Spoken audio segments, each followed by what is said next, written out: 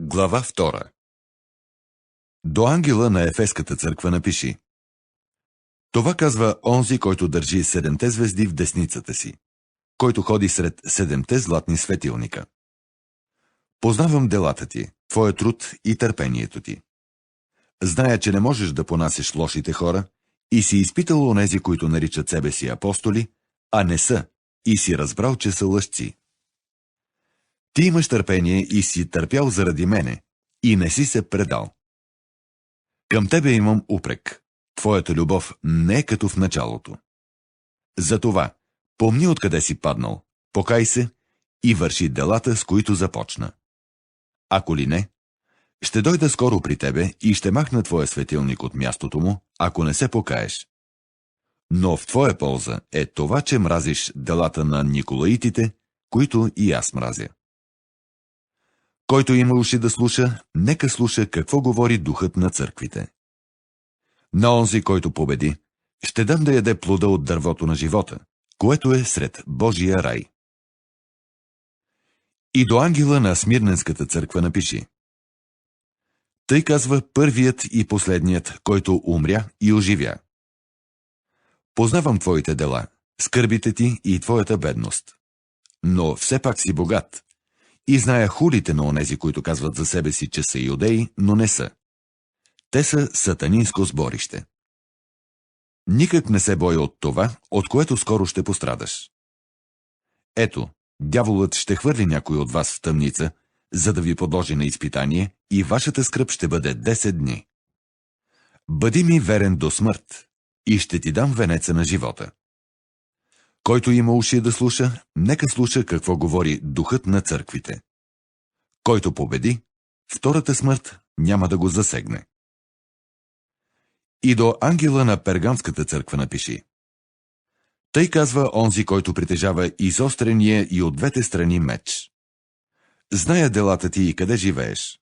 Там, където е престолът на сатаната. Но ти държиш за името ми и не се отрече от вярата в мене, дори в дните, когато верният ми свидетел Антипа беше умъртвен сред вас, където живее сатаната. Все пак те упреквам, понеже имаш там поддръжници на учението на Валаам, който е учил Валак да съблазни Израилевите синове, да ядат идоложертвена храна и да блудстват. Така и при тебе има някои, които се придържат към учението на николаитите, което мразя. И така, покай се, ако ли не, скоро ще дойда при тебе и ще воювам срещу тях с меча на устата си. Който има уши да слуша, нека слуша какво говори духът на църквите. На онзи, който победи, ще дам да яде от скритата манна. Ще му дам и бяло камъче, а на камъчето ще бъде написано ново име, което никой не знае, освен онзи, който го получава. И до ангела на Тиатирската църква напиши: Тъй казва Синът Божий, чието очи са като огнен пламък и чието нозе са като бляскава мед.